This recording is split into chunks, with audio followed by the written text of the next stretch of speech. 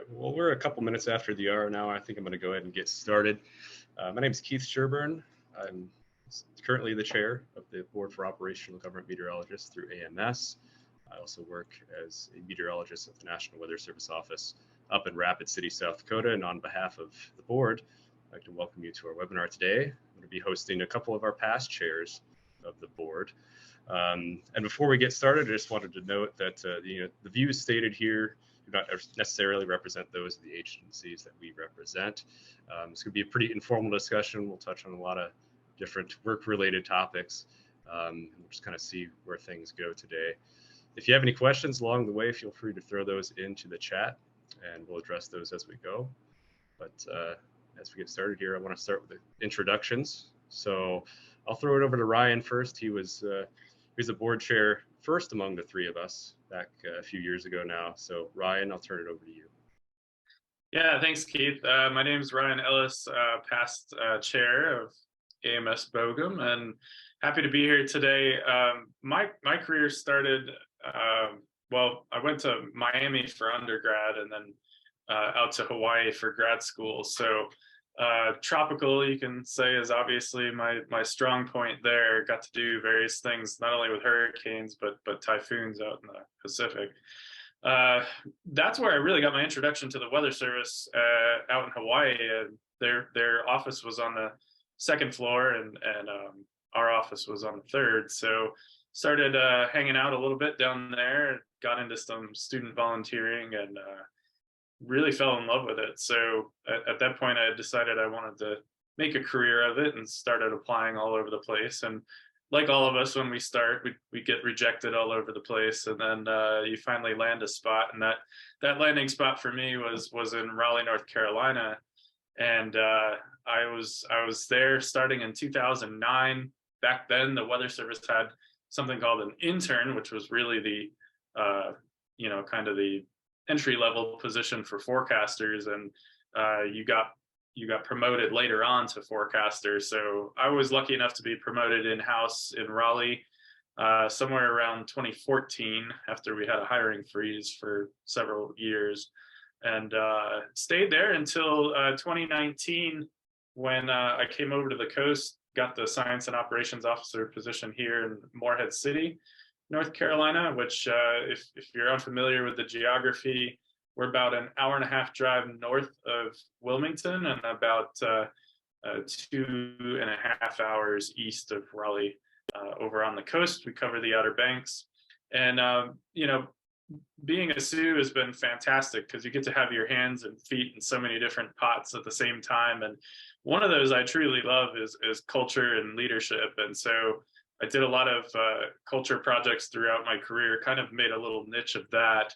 And I really enjoy working with the Sioux culture team, some of the folks at NWS headquarters at the Office of Organizational Excellence, and really have loved how the agency has seemed to grow into this place that is not just a service agency that we serve everybody, but the agency has really done a great job of serving its employees at the same time. And so I think that continues to build, and I'm excited to see what the future holds for that. Excellent. Thank you, Ryan. And if you all haven't seen it, Ryan did an excellent presentation when he rotated off the board. I think it was titled The Human Constant, where it kind of got into some of those culture and leadership and people focused topics. And that's available on our YouTube page if you want to check that out at some point. So I'll turn it over to Stefan now. Well, good afternoon and good morning, everyone. I am Stefan Bieda. I am the most recent past chair for AMS BOGM, and I'm also the current chair for the AMS Weather Analysis and Forecasting Committee. Currently, in my present role, I serve at National Weather Service headquarters as the chief of the Severe Fire, Public, and Winter Weather Services branch. It's a really long title, but it's a wonderful set of programs that I help lead with a great staff that underpins them. And as we've heard a lot of these, severe obviously is at the forefront of our attention, especially as we start seeing severe weather events sometimes in seasons that most people don't expect. But fire has also drawn a lot of public attention lately from Congress and the White House as to how we can help anticipate and provide services for firefighters in that general direction. Previous to this role, much like Ryan, I served as a science and operations officer. Over the last year previous to this role, I served in the national capacity. And then for 6 years, from 2015 to 2021, I served in Amarillo, Texas as a science and operations officer. Much like Ryan, I greatly enjoyed having served in that role over the last 7 years, helping set office culture, developing staff, as well as trying to bring forward the latest research to operations and understanding the science that underpins it. So a lot of great opportunities have resulted from serving in those capacities. Chief amongst them, of course, as we see here with current participants, is serving on American Meteorological Society and trying to advance weather enterprise-wide efforts and initiatives. Previous to my time in the National Weather Service, I had spent 4 years with the U.S. Air Force. I served as a science and operations officer there, but kind of a similar role, but more mission focused. And then the director of Weather Squadron Training at the 25th Operational Weather Squadron at Davis-Monthan Air Force Base. So some of the great things that Ryan has mentioned is that, yes, we are paying a great deal of attention to the culture of individual offices and trying to make sure that the profession itself is something that we can be proud of. I don't think there's anything easy about shift work, but there are a lot of efforts underway to investigate what we can do to try to ease the how painful that can be at times for folks, especially when you're rotating shifts on a weekly or sometimes bi-weekly basis. And so we're all looking into that. And then some of the things that we're looking weather enterprise wide for is that we're trying to keep up with the advent and changes in technology and seeing how we can incorporate that into our operational paradigms. So looking forward to this wonderful discussion, and it's great to be here, Keith, with you and Ryan, representing the most recent past chairs. Thanks, Stefan. Yeah, certainly a pleasure to be here with you guys. Before we get started, just a little bit more context, I guess, on my background. I went to undergrad at the University of Oklahoma. I went to North Carolina State University for a master's and PhD. And while I was there, I met Ryan through the Pathways program. I was Pathways intern at the NWS Raleigh office. And for any students who are on the call today or who are watching this after the fact, if you're interested in the National Weather Service, Pathways opportunity comes up, be sure to apply. You never know where those opportunities and those connections you make will lead thereafter. So just wanted to put in a little plug for the Pathways program there before we get started. So the folks who came in, while we were going through introductions there, as a note at the top, feel free to throw any questions that you have in the chat. We're going to have a pretty casual discussion here today, just in general about what jobs are like in the operational government specter, and where things are going from here. So with that in mind, I want to get to just a question off the bat that I had in mind. We each are coming to this discussion, I think, from different backgrounds. Ryan, you've served a little bit longer in the National Weather Service, been at several offices. You've been in the rotation. You're now a SIU. Stefan, you were in the Air Force, also in the National Weather Service as SIU. Now you have a national perspective. Over the course of your careers, what's the biggest change that you've observed, both in terms of the weather water enterprise as a whole and also for the individuals working in there? And what do you think is the biggest change to come in the next decade or so? And Stefan, I think I'll start with you on this one. Absolutely, that's a great question. I think that the biggest change that we have seen most recently is the focus on communication and trying to provide that impact-based decision support services to the public. We're doing so in ways that over the last 10 years, I would say, has resulted in us trying to gain an understanding of the social sciences and understanding how people take weather information and apply it to their decision-making processes. And that really also changed sort of the way that we looked at the science and operations officer role. I mean, originally, most of us science and operations officers have been focused heavily on that that research, probably more also on the operational focus.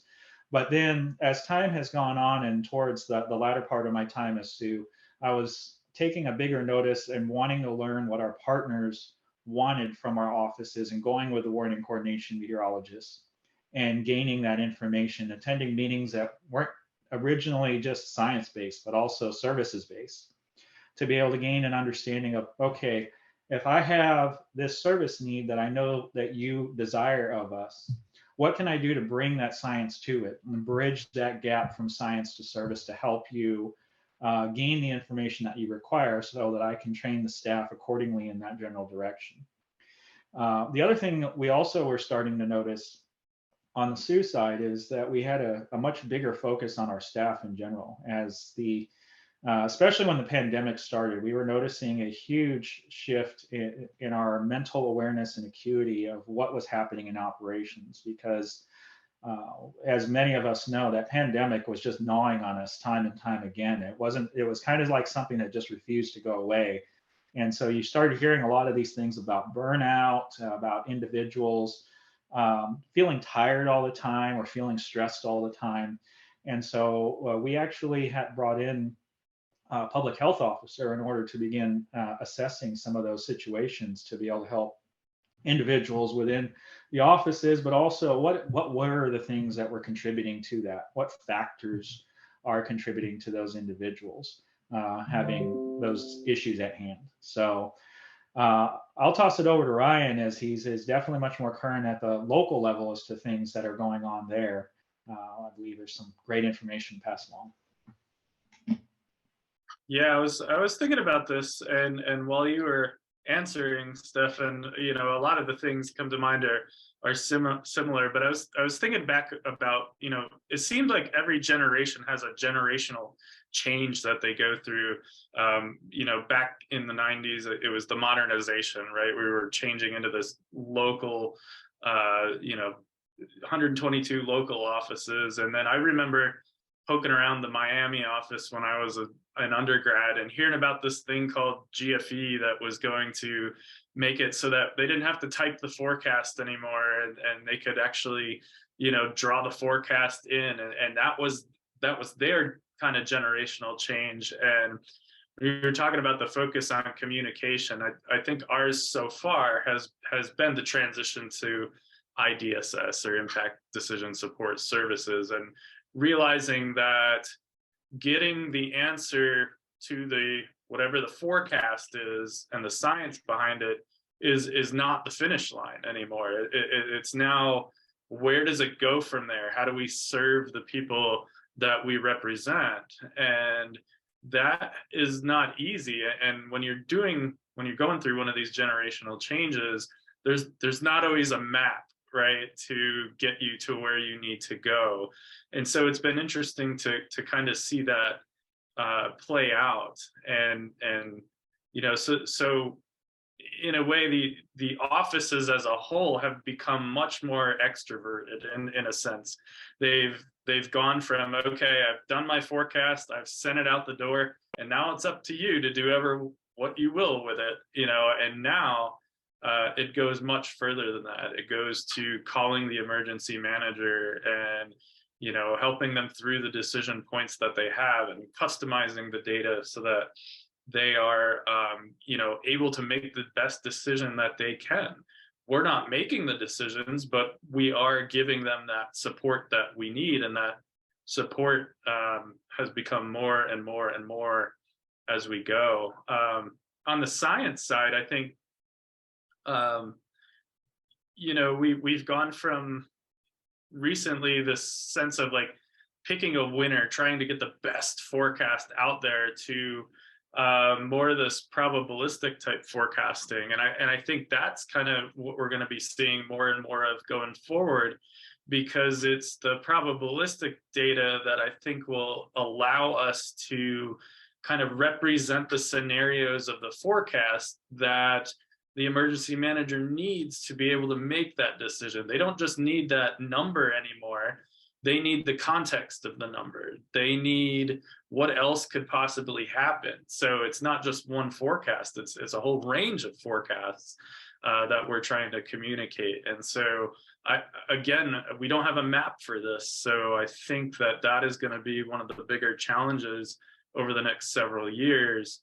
And for those just getting in, I think what's awesome about that is that whatever your niche is, whatever you feel you're strongest in, there's a place for you in the Weather Service. There is a place for you if you still like to go hardcore into the science. There's a place for you.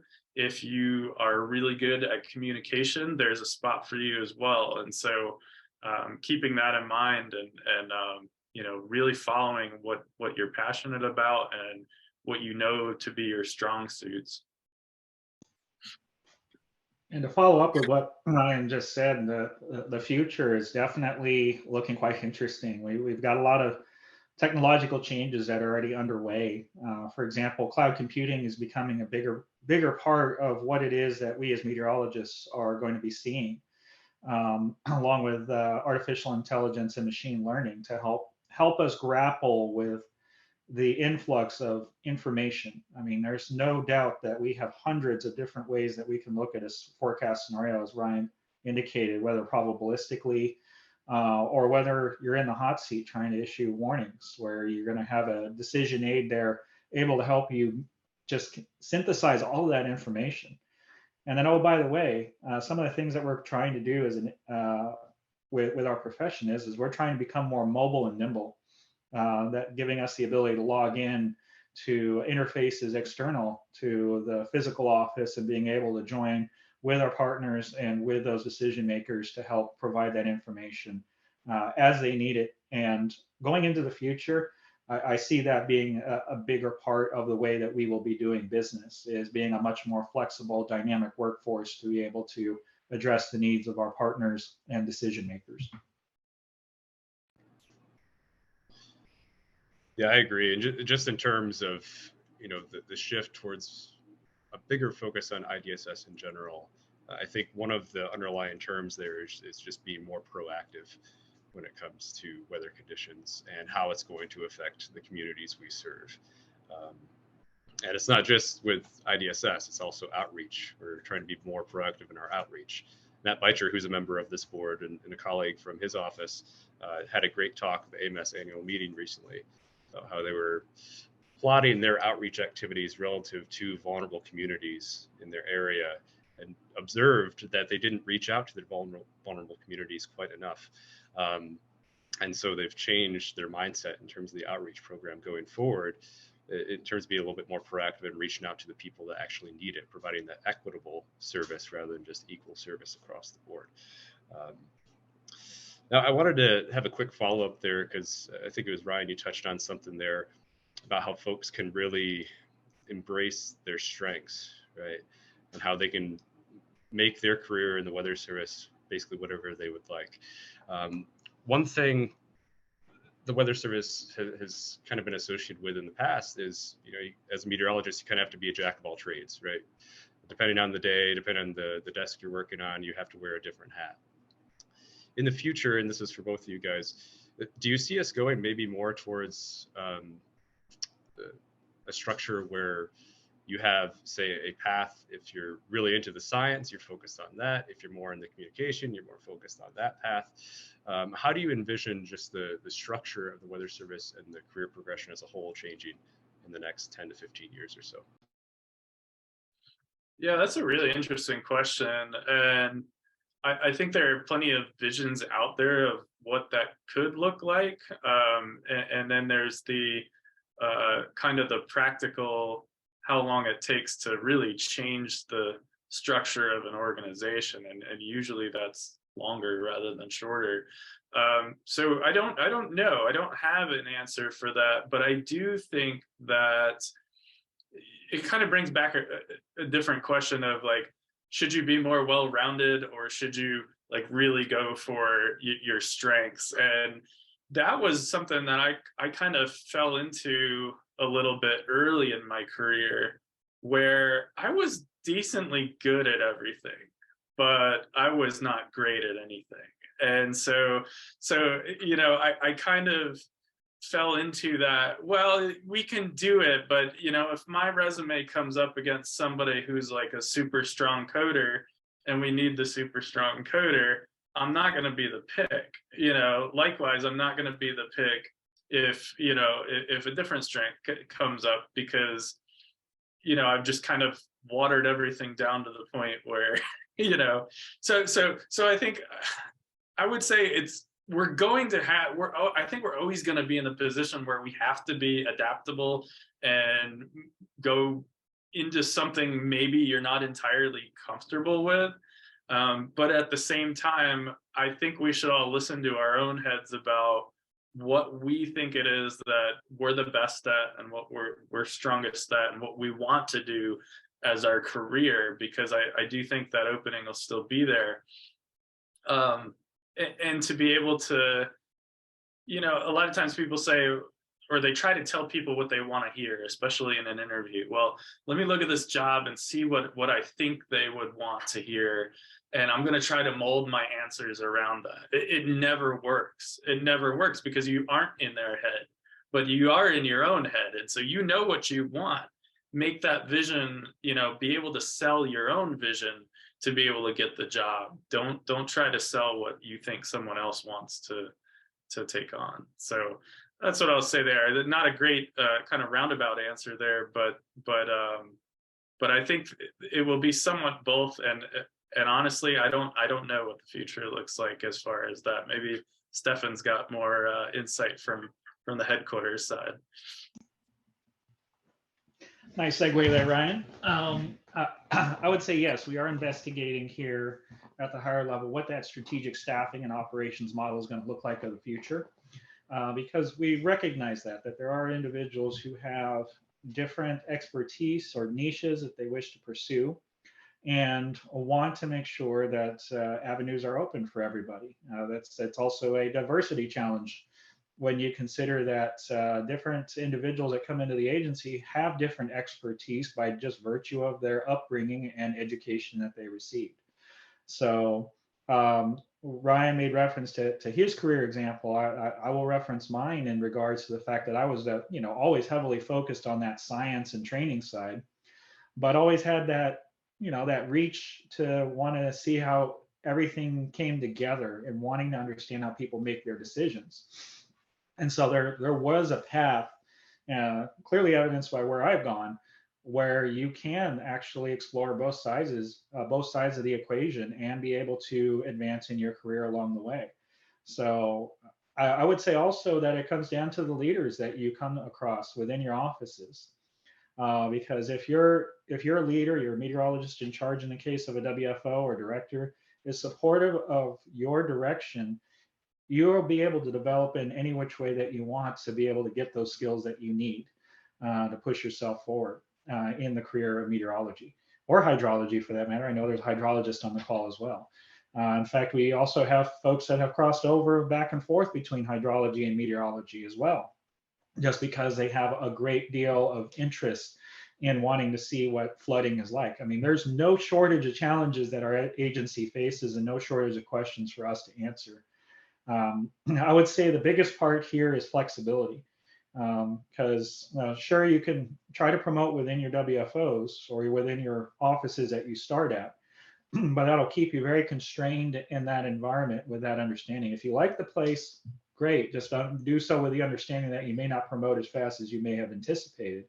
But if you have that flexibility and willingness to move around and to experience other locales, it is easier, no matter which agency you work for you to be able to experience those situations and to be able to promote within the agency. So I would say that, yeah, Ryan is right. You have flexibility, but don't forget your niche. Don't forget what brought you your passion within meteorology and why it brought you into operational forecasting. Yeah, and I'll follow up and just quickly say, as a new employee, I think when you get into the weather service, it is tempting to try to get involved in everything. Become a member of every team in the office and see what you can do. Because yeah, you're trying to round out that resume a little bit for whatever comes next. I don't think starting out that that's necessarily bad, right? Because you might find that you have interest in things that you didn't even know were out there. So I would encourage that if you're just getting started or you're considering a career in the National Weather Service, keep your options open and try new things. Try things that you wouldn't normally think that you'd be interested in, because you might find your niche there. But another thing you said, Ryan, got me thinking of a quote that I heard in the Central Region Leadership Program, and I can't remember exactly how it went, but it was something like, if you go into an interview as someone else, you'll get someone else's job. And I think that's good to remember. As you said, be yourself going into any job interview. Share your vision of who you are, what you want to be, what you want the agency to be, and you'll find that you'll end up in the place that you're meant to be. And this is something that you and I have talked about. I think we probably all have had job interviews that didn't quite work out. We didn't get the job. You might have to be patient. But in the end, it all works itself out. We find a place where we're meant to be. I just follow up too. For those that are listening that might be in a situation where your options are limited for whatever reason that may be. It may be you've got a sick relative that you need to stay nearly close to, or it doesn't matter what the reason is, but maybe you don't have all the options open to you. That also doesn't mean that you're going to be stifled in your career either. Like Stefan said, it may take longer because just naturally there's more opportunities the more places you can go. But at the same time, I think we are seeing where you can contribute to different parts of the agency in many different ways. And the pandemic and teleworking and using Google Meet to help your region, to help headquarters, going on a Lantern, they're called now, not NRAP. You can do all these things from your own office as well. And so I don't think we're as limited as we used to be when the options aren't there. So I don't want those people that may not have as many options to lose hope about how they can influence the agency, because I got lucky enough that the SUE was open in Morehead City, but my options personally were pretty limited going into that. And so it took a little longer. I think I applied here 4 or 5 times before I got the SUE position. I applied for other positions that weren't right for me. And it worked out when it was supposed to work out with the job that I really wanted. I don't think I would have been as happy coming here as a lead or a WCM. And so sometimes letting time play out and do its thing somehow has a way of getting you to the place where you really need to be. And Brian makes an excellent point there that yes, there are opportunities that through the Lantern program, but also you're starting to see an increasing number of remote positions or telework heavy positions that will allow you to explore those roles remotely as opposed to in person. And then we're also seeing a little bit of flexibility with where the office may be that you can choose to be at going forward. So exciting times. Like I said earlier, the Weather Service is trying to be more nimble, and I hope we're going to see more benefits of that moving forward. Yeah, I like to hear that, Stefan, and we'll probably get to that topic here shortly, because I think I'd like to turn a little bit towards, we discussed burnout earlier. Stefan, I think you had brought it up in one of your earlier answers.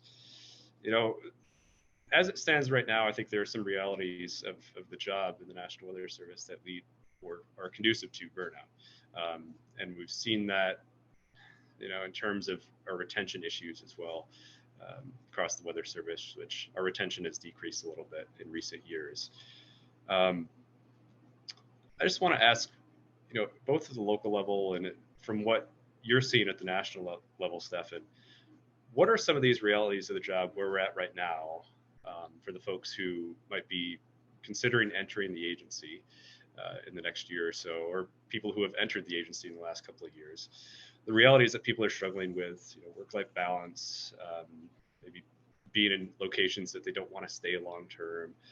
And what are some of the strategies for these newer employees to combat some of these realities, to avoid burnout, to maintain work-life balance, and just maintain overall health and well-being? Yeah, that's a great topic, and one of my favorite topics, because work-life balance is something I'm huge on. But at the same time, I think we all have to recognize that we're in a demanding job, and there are going to be times when you are out of balance, and you have to figure out ways to kind of get yourself back to balance. And for me, work-life balance isn't being in perfect balance every day. It's not going to happen. There are going to be weeks where you have a big storm coming through, and you are going to have to dedicate tons of overtime, tons of time away from your family, to getting the job done. But then there's going to come a time when something's going to happen on your personal side, and you're going to need to let the job go for maybe weeks, depending on what it is. And you have to be okay with that as well. And I think that's the harder one for a lot of us. We're more than willing to fall on the sword for work. We're less willing to do it for things that we need to take care of on our personal side. And then that ends up affecting our work anyway. And so you need to constantly kind of, especially in shift work, you need to constantly have a kind of like a microphone on yourself, taking the temperature of where you're at, both physically and mentally, and knowing that you can't do it all. If you're on an evening or a midnight shift, you probably can't go out with your friends every day before that shift and actually have a productive night. So you have to, for me, it was, especially with shift work, it was having a set routine and having a set system set up for each of those situations. I knew that if I was working an evening shift, I still had to get up and help my family get ready for the day, but a good 2-hour nap before I went in at some point was something that could help my body perform better when I got to 9, 10, 11 o'clock at night. And figuring out what your sleep patterns are, what work better for your body. Those are all things that you kind of learn over time, and the longer you're in the shift work, you can mold to it. I think Ken is very attentive to these issues and looking at ways to help mitigate some of these issues. I know there are some offices out there that do preferred shifts, and so some people just work midnights, and they prefer that, and so they are able to set it up with the rest of their office to do it that way. Most offices cannot. They can't do it that way. But being able to get those routines down and just make sure you're checking in with yourself. And for me, one of the biggest ones, like you said, Keith, you get in the agency and you want to do everything. The quicker you can get the skill down to be able to say no, to do it tactfully and comfortably, and then what that leaves you with, if you're not doing everything, then you have more bandwidth to take on the things that truly matter to what you want to do going forward, and you're not spread so thin that you can't do anything well. Yeah, that's a lot of excellent strategies there. And beyond the weather forecast office, as indicated, the higher up you go in the organization, it goes shifting from shift work to having a lot of tasks brought onto you that are very quick. Sometimes within a few hours, somebody needs information, and you need that to pump out that information quickly. So then the work-life balance issue becomes less about shift work and more about trying to protect the time that you have when you're working on any given day. Sometimes you'll find, if you're not careful, you'll find yourself sitting there working longer, especially in this telework era, where you're sitting there, next thing you know, it's 6, 7 at night and you're still working. And so you have to learn to protect the boundaries of the time of your work. And Ryan is right, being able to tactfully say no to the things that you're doing. So that for a broader perspective, I think what we tried to address this on the BOGM side as well, is you do have to be aware of your mental health, because the priority one should be yourself. If you know you're tired, if you know that an event that passed by is nagging at you or gnawing on you because you just saw a tornado go, or you issued a warning for a tornado that went through a community, and lots of folks unfortunately perished. Things like that do affect you. In fact, we've had a lot of sessions as well as conferences that specifically address the issue of the person within a weather forecast office or any other arena, because it's not just the Weather Service that faces this. You also have other agencies such as FEMA, such as the military side. You also have the Forest Service side with their own incident meteorologists that go out there and come across an incident and find that people's homes have been burned down, or maybe people did perish as a result of those fast moving wildfires. These are all things that are universal across much of the operational meteorology community, that you have to make sure you make yourself that number one priority, because if you don't, you're going to find yourself struggling not too long into your career with the shift work or with the excessively long hours that you may have to put on during certain incidents that occur across for you. So just make sure you have that personal awareness. Yeah, and it's kind of a two-edged sword here, because you get into meteorology because you enjoy weather, right? And so it's hard to turn it off when you leave the workplace, especially when you turn on the local news and there's always a segment on the weather. If something happens locally, you're going to hear about it. So yeah, it's certainly hard to separate yourself from the job that you do when you're an operational meteorologist. And yeah, I'll just echo what Ryan said in the chat. If you have any thoughts about what we're discussing here, if you have any questions for the three of us, feel free to throw them into the chat, and we'll discuss those as we go. But I do want to touch on something as well. We've been talking about burnout and feeling tired all the time and that sort of thing. If you are feeling tired all the time, if there are some physical health issues that are manifesting that you think as a result of shift work, then get that checked out, because it might be signs of a more significant issue. I got it checked out recently. I turns out I have sleep apnea in terms of like my personal experience with it.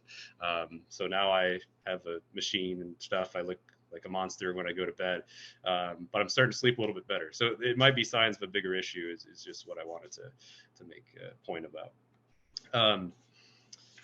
You know, we talked a little bit about what folks can do individually in terms of their own schedule.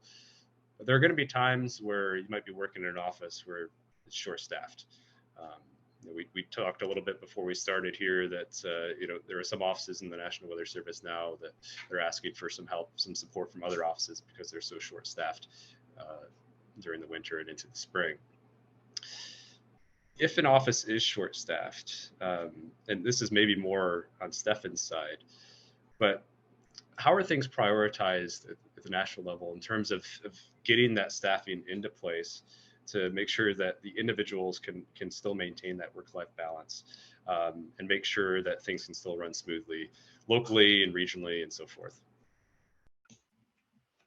Well, I think you made mention of it already, that you do get support from other offices within the region.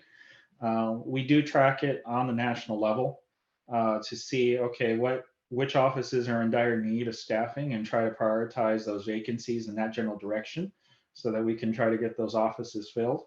But sometimes things move far quicker than that. And so it really comes down to what happens at the managerial level within the Weather Forecast Office or River Forecast Center on how to prioritize that schedule locally, while we're working through processes that take a lot longer than your average weather pattern or your average seasonal impact that you're preparing to anticipate.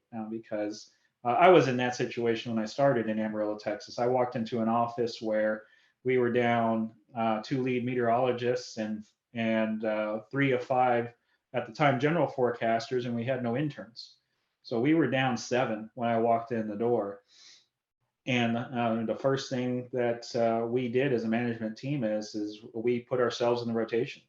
to try to help mitigate the impact to everybody else, because at that point, you're just trying to make sure that the office can function as best as possible, and then utilizing the time that you have on shift in order to be able to complete some of your other job functions along the way. I mean, it was not unusual for the first 6 months that I was there. I was rotating shifts like a lead. I was going through midnights, days, evenings, working those significant weather events, sometimes taking over all the shifts so that the warning coordination meteorologists can go out and do the damage surveys. I mean, these are all situations that are rather unfortunate, but at times there is just some things that are beyond our control, budgetary wise or staffing wise, until the announcements go out and until the individuals are selected. But there is a prioritization that does occur at the higher levels to make sure that those offices that are in great need get the staffing that they need to start with. And speaking from the other side, from the other branches, like the military side, there's always these staffing needs where they try to assess the whether or not they have enough officers versus the civilian side to make sure that they can run and function, because there are times where they have officers filling in civilian roles and civilian roles being filled by officers, so that folks can continue to function within that organization. And I think this is inherently true across a great deal of the federal government, where these situations tend to crop up. And then I'll defer to Ryan for more local examples as to how you deal with a short staffing situation. Yeah, I've been in this situation a few times, and you're right, Stefan. A lot of it does fall on local management, and I love your example of jumping in the rotation, because it's exactly what we did as well. You know, there's another point you made too on time scales that I want to highlight, is that oftentimes when you're working in the WFO, you're at a much faster pace than what you would be at headquarters, or at the development stage. Even when you think about models, you know, a forecaster is using a model to do a forecast every single day, but the development of that model is taking place over months and years. It doesn't mean, you know, from the chair in the local office, it's easy to say, oh, you know, the region or national level doesn't care about us. It's not that at all. It's just that the time scale is needed to get more people in place, to get more billets, to get more money. All of that stuff is on these extremely long time scales. And, you know, when you show up every day at the local office and every day you show up, you're still short staffed, it's easy to shift that blame outside of the office. I find what works really well is if your office has taken the time to develop that culture and that environment, then it's all hands on deck and everybody jumps on board to help where they can. If you haven't done that, everybody goes, well, so-and-so is not doing it, they're not doing it, I'm not going to do it either. And everybody backs away, and then you're in a real mess. And so, you know, these are the times where culture development really comes out and matters in a way that's very tangible. But if you haven't worked on it to that point, that's not the time to fix it. It can't be fixed in that moment. It's got to be developed over time. And so when if you're trying to push culture locally in the office, and you're getting pushback of, well, why should we do this? What are the benefits? Those are the times when it comes out the most. And we have a question in the chat, and I just wanted to, before we get to that, I wanted to note we're really focusing on the WFO level, the Weather Forecast Office level here in our discussions, but there are river forecast centers, RFCs, Center Weather Service Units, CWSUs. They have their own staffing challenges as well. And so the question from Nicole here, can you elaborate on the post-short staffing burnout that can happen?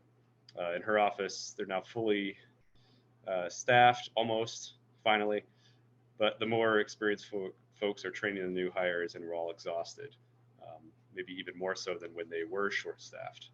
So she didn't think she'd experience that after being short-staffed for almost a year. Yeah, that's a really good point, and definitely something we're experiencing here as well in Morehead City.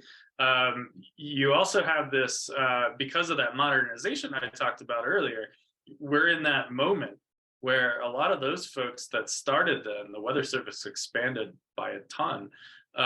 They're all eligible for retirement or have just retired or are about to retire. And you're left now with this gap in between where, now here in Morehead City, we've turned over just about everybody, and so like you said, Nicole, we've got a bunch of folks that are here, and we're quote almost fully staffed. But all those folks need to go through their new hire training. They need to go through rack training for radar. They need to get versed in the forecast. That's not a process that happens overnight. It happens over the course of years, and so that short staff, not to mention the one thing that we felt too, was post-pandemic when we ramped back up to full outreach, full, going back out into the community. All that stuff takes man hours and legwork and time. And I think there's not a simple answer that's going to fix this and say, okay, you're not going to be tired tomorrow, because you are. But I think what's important is giving yourself a little grace to say, it's okay if we don't do everything, and it's okay if we don't do everything right now. Pace yourself. Getting people spun up is not, it's not trivial. It takes a lot. And so, if you have a week where you're on shift and you're training somebody, and then they want you to go out and do an outreach event, and then then you've got webinars like this you're attending, it gets insane. So again, trying to sift through, filter out, prioritize what's most important in this moment, and just take things one step at a time. But saying, hey, I need to step back for a minute is okay. That's an excellent point, Ryan, that you made. Is also the other thing to take note of is that the average experience level of your offices has also just dropped, probably considerably in some cases. And so now those that are, haven't been, you may have been there like 9 months to a year, but you might now just be the most tenured individual there, just because of that turnover that's been occurring in a lot of offices. And it's been something that's been going on now for the last 2-3 years. Ryan turned over his entire staff. There's been a huge turnover in the managerial positions as well. So you're starting to see a shift in how those individuals are going to be running a center or an office in general as time moves forward. So that's why there's a lot of people that are exhausted, because you're mentally shifting along, and also realizing that you now are probably much more responsible than you thought you were when you originally started at that office. Because you're training the new staff, you're training to get everybody up to speed, and making sure that the skills pass along. And sometimes there are a multitude of events that come one after the other, that just compounds that. Though folks are gaining experience, you're still having to work with those individuals, and probably even staffing up higher than you usually do in order to make sure that the mission gets done. The other thing too, I was just going to mention quickly, like, we tend to, but just because of the way we're set up, we tend to work in silos, right? With our local offices, where we're really hesitant to reach out to a regional office for help, or to national levels.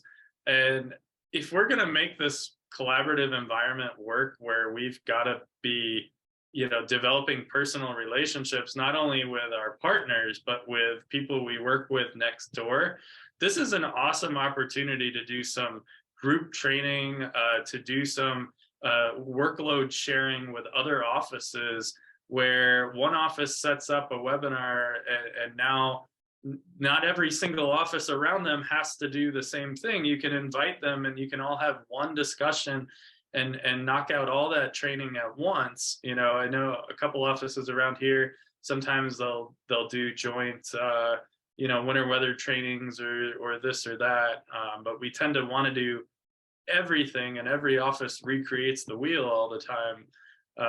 we do have our own local things that we have to tend to, yes, but look for those opportunities to reach across to someone else and kind of expand the available man hours to do some of these things by utilizing staff in other offices. And that's an excellent point, because as we get cloud computing starting to occur, there could be a person of excellence or a team of excellence that does that training possibly on the national scale. So excellent point. Yeah, and that kind of segues nicely to the another question that I had, which was the concept of mutual aid. It's been coming up a lot lately. I think there are a lot of at least regional programs that are starting to investigate how we can more effectively leverage mutual aid and the expertise that we have out there at other offices or other regions.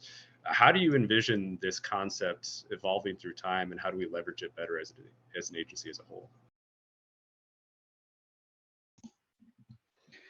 I would say that we did have some opportunities out there where we're actually having some teams investigate how to do some of these mutual aid efforts. Mesoanalysis is one of the most predominantly that's been out there, where you have northern and southern, or central and southern region offices working together to be able to diagnose a mesoscale situation and provide expertise, so that those individuals that are in that warning environment are given the meteorological information, and to be able to say, hey, this is a tornadic environment that's going to be conducive for large, long track tornadoes. You should be prepared to do so, sort of thing. Or a marginal environment where that individual or set of individuals is even more important, and you're trying to diagnose very small scale features. So that is going to become probably a more critical component of how we move forward in operational meteorology, is applying that mutual aid, utilizing the expertise that may or may not be centered at your specific office. There could be expertise elsewhere someone you could pull into. For example, you could pull somebody from, I'll just pull a random office, Rapid City, who is an expert in mesoanalysis that could help diagnose the situation for a Kansas City or maybe even Topeka, Kansas office. And that individual is well known as a mesoanalysis individual, for example. And that concept can carry through for backup when you do mutual backup, where an office could ask another office to say, hey, can you back us up so that we can do something, or we can, or we're in this serious severe weather event situation, can you take over things for us? These are the flexible styles of thinking that allow us to be more nimble, and also helps, surprisingly enough, with that burnout aspect, where you're not trying to do everything while everything is happening around you. You're focusing in on that core mission need right there at that moment, where if it's a severe weather outbreak, okay, another office, please take over our grids in the days 3 through 7, or even 2 through 7. We'll have our mesoanalyst focus in on the near term now, and we'll have our aviation person focus on that. So those are some of the examples that you could look at.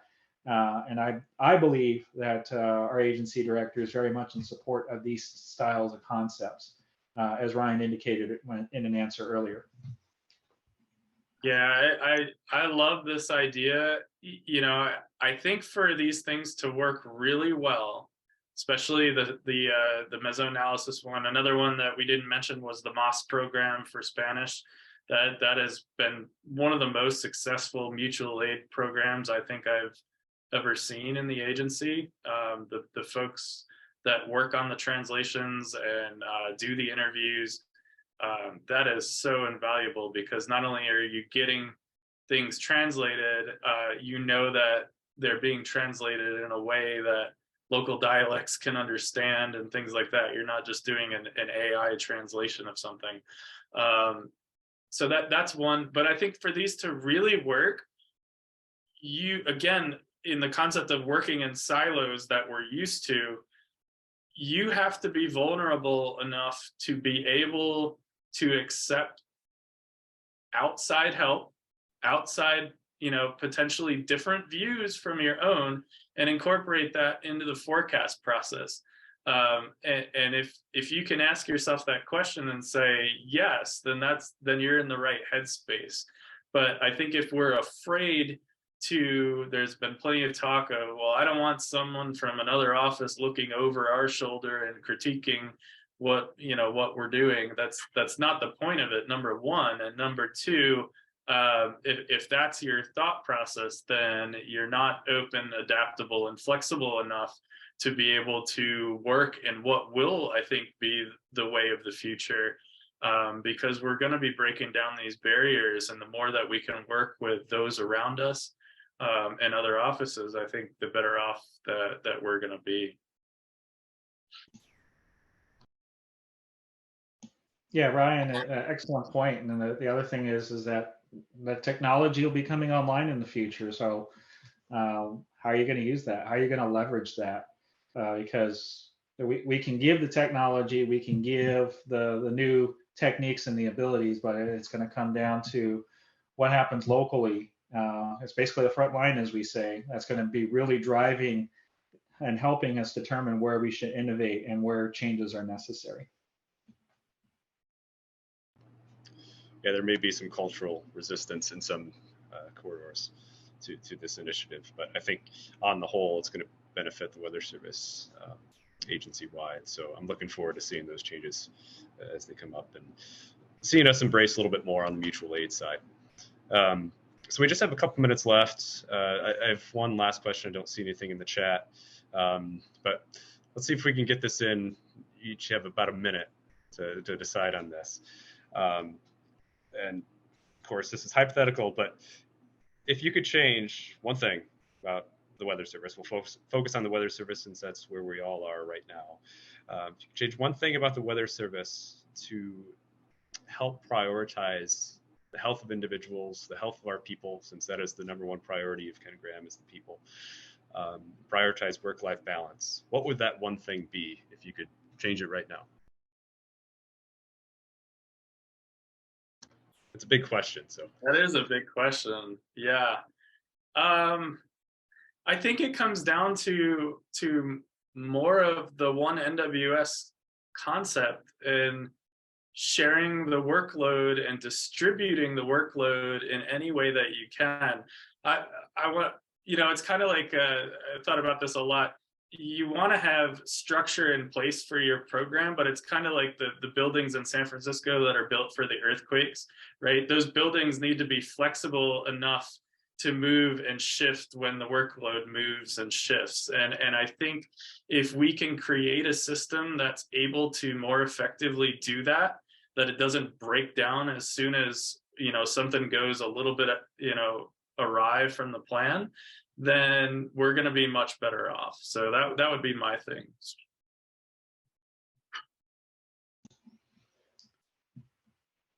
I would say, aside from the fact that you got cloud computing along the way, it's trying to find a way to help mitigate that midnight shift. I've heard a lot of great ideas out there where maybe one office in a given state, for example, takes over for the entire state and let the other offices defer for the night their staffing for other opportunities during the day or evening shifts. I don't think we can completely get rid of that shift, but I think there are ways for us to be able to help mitigate not only the mental ramifications of that shift, but also the health ramifications. And I'm happy to say that those are options that are being investigated right now. Awesome. Yeah, thanks, guys. We're right at the top of the hour here. I do want to give you each the opportunity to offer some closing thoughts. If anything came up over the course of the webinar and we weren't able to address it, or we moved on to a different topic, feel free to let those comments come out now. I'll go ahead and start with you, Stefan. Well, I will part by saying that we are in exciting times. There's a lot of change that is getting ready to move underway. It's been referred to as Ken's 10, 11, 12, 13, 14, however many there are. I think it is coming to the point now that we're definitely trying to focus on the core priorities of what our agency is going to be doing.